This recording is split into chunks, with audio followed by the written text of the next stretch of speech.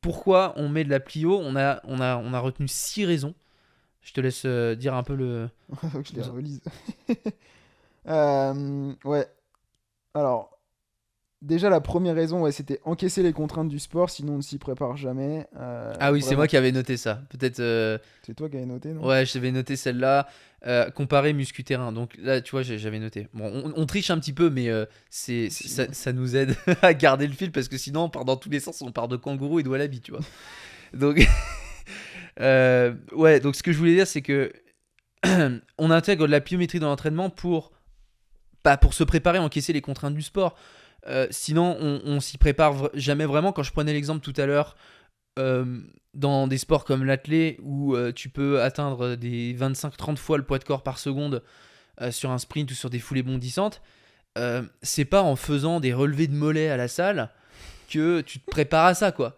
Parce que quand tu compares, et d'ailleurs c'était dans la conf de Craig Purdam, mais justement il comparait du moins intense au plus intense, et je crois un relevé de mollet, tu sais, assis avec la machine Mm. pour le Soleus, là, pour le solaire, ou même debout avec une barre sur le dos où on fait les relevés de mollet, euh, avec un tempo normal, supposons. Bref, ça représente sur le tendon d'Achille une contrainte genre de 2-3 fois le poids de corps, des fois un peu plus.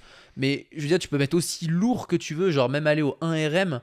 Enfin, pour le coup, là, si tu vas au 1 RM, tu charges beaucoup plus lentement, donc forcément, la Ouais. contribution du tendon est moindre. Euh, mais ouais, les contraintes sont absolument pas comparables. Je veux dire, quand tu as 30 fois le poids de corps, supposons que tu fais 70 kilos, 30 fois le poids de corps, ça fait 2 tonnes, hein, plus de 2 tonnes. Donc, je veux dire, tu vas pas mettre 2 tonnes sur un relevé de mollet, quoi, c'est Mm. pas possible. Donc, tu t'y prépares jamais vraiment. Et si tu fais des choses qui sont pas pliométriques, ou en tout cas qui sont pas suffisamment intenses, tu vas jamais aller chercher la spécificité de ton activité. Et donc, tout ce que tu fais en prépa physique ne te prépare pas.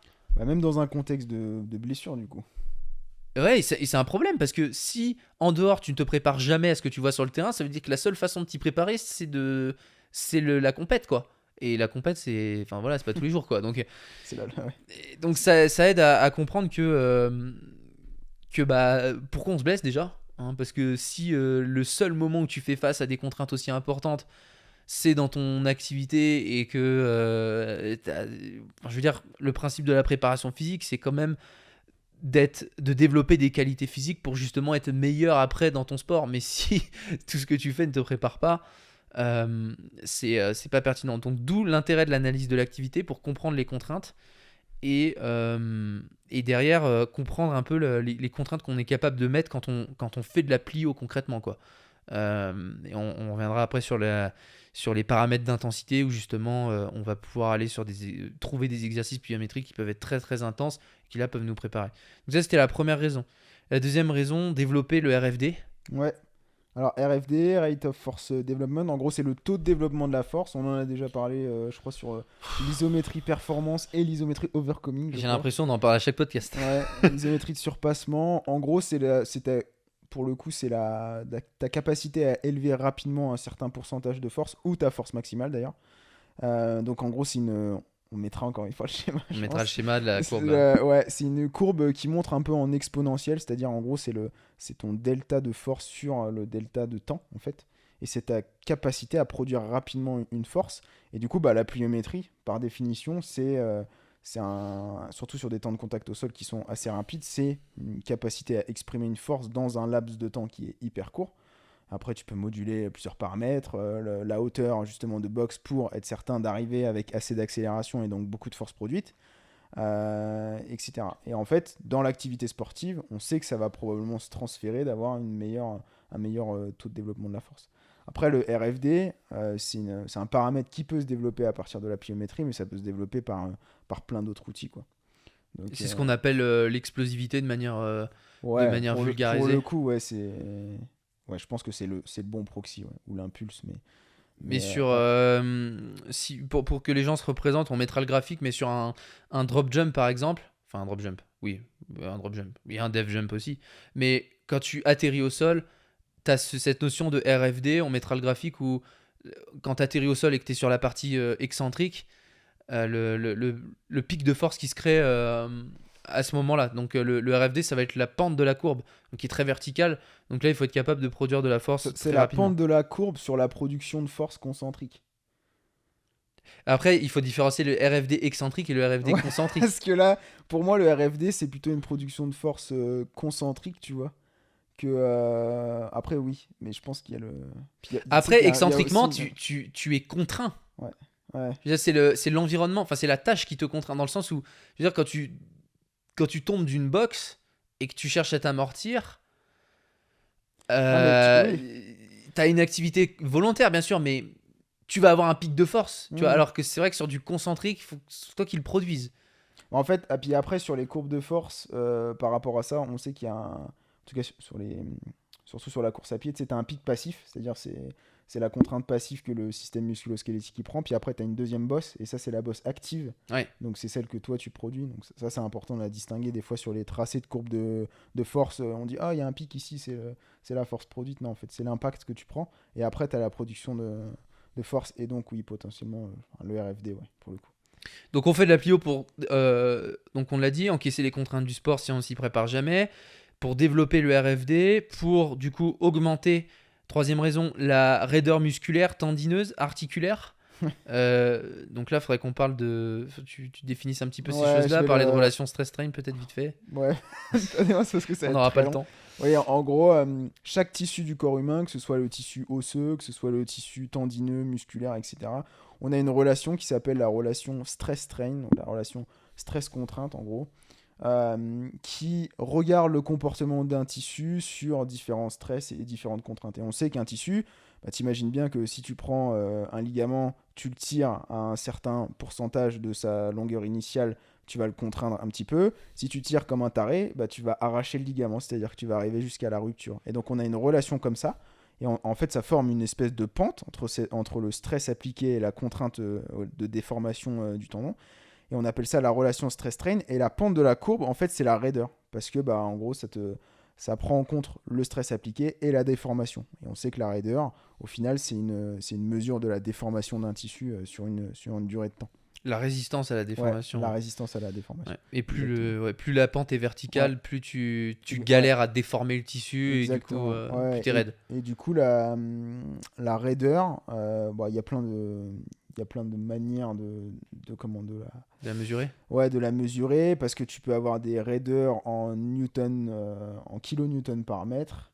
Tu peux avoir des raideurs en pascal, je crois, en PA, en kilopascal même. Et en fait, ce qui est important aussi ici à retenir, c'est que, par exemple, un os, c'est quelque chose d'extrêmement raide. Un muscle, c'est quelque chose de plus compliant. Un tendon, c'est un peu au milieu, etc. Donc, suivant le tissu et suivant là où tu te trouves, tu as des raideurs qui sont différentes. Et bah, la pliométrie aussi, la pliométrie pour le coup, elle permet d'améliorer potentiellement la raideur, soit du tissu, c'est-à-dire tu prends un tendon et tu regardes la raideur, ou alors la raideur articulaire. Et là, il y a une petite subtilité, mais en gros, soit tu regardes une raideur articulaire, et là, dans ce cas-là, en fait, tu regardes à quel point, par exemple, une articulation se déforme. Donc, imaginons que tu cours en descente.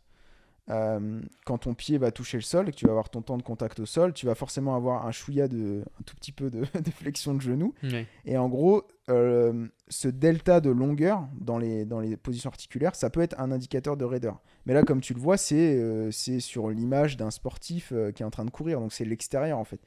Par contre, tu peux avoir des mesures beaucoup plus précises au niveau du tendon directement, où là tu vas regarder spécifiquement, puis après tu as plein d'outils, l'élastographie pour regarder ce qui se passe au niveau de la jonction nodes-tendineuse.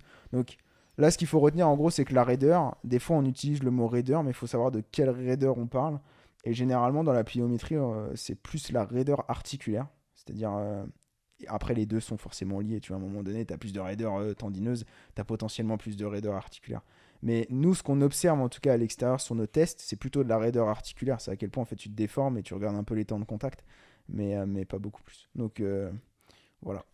À peu près pour Et ça. puis ouais, après il y a des stratégies de travail où tu peux peut-être plus orienter Ouais. le développement de la raideur articulaire ou le développement de la raideur tendineuse, Ouais. etc. Bah là, le papier par rapport à ça montrait que la pliométrie, ça augmentait la raideur articulaire, mais pas forcément la raideur tendineuse, et qu'un protocole de force augmentait la raideur tendineuse, mais pas la raideur articulaire. Et j'invite, si tu écoutes ça et que tu es curieux, j'ai fait un réel sur le sujet la semaine dernière, je crois. Donc ça explique un peu plus, sans qu'on rentre trop dans les détails. Quatrième raison, la coordination. On a mis coordination agoniste, antagoniste, synergiste, où là, effectivement, ça va être la capacité à recruter un maximum les agonistes et les synergistes. Et donc, les agonistes qui produisent le mouvement, les synergistes qui vont dans le même sens, mais qui aussi ont le rôle de stabiliser. Et du coup, la capacité à relâcher les antagonistes aussi. Ouais. Ce qui, ça, nous Il y a freine. un taux de... Il y a il y a un peu de littérature sur la vitesse de relâchement de l'antagoniste sur les mouvements pliométriques. Et du coup, je pense que c'est aussi un des facteurs que tu travailles, cette capacité à synchroniser l'agoniste et l'antagoniste, à relâcher pour avoir un mouvement le plus rapide possible, quoi. Donc il y a ça, la coordination, il y a une meilleure utilisation de l'énergie élastique. Ouais, je sais Voilà. pas si tu... Ouais, non, après, on il y va a pas plein d'autres développer. choses, hein, Et développement de la puissance, on a mis aussi. Donc là, la puissance, pour rappel, c'est c'est le produit de la force et de la vitesse. Donc c'est un peu un optimum entre les deux. C'est une force optimale fois une vitesse optimale pour produire une puissance maximale. Et donc ça nous permet aussi de développer notre puissance, de faire un travail pliométrique. Ça va dépendre aussi des modalités sur les exercices qu'on choisit, l'intention qu'on met derrière, mais on peut très bien orienter de la pliométrie dans un but de développer de la puissance max. En tout cas, c'est un effet collatéral. Enfin, voilà, ça vient avec.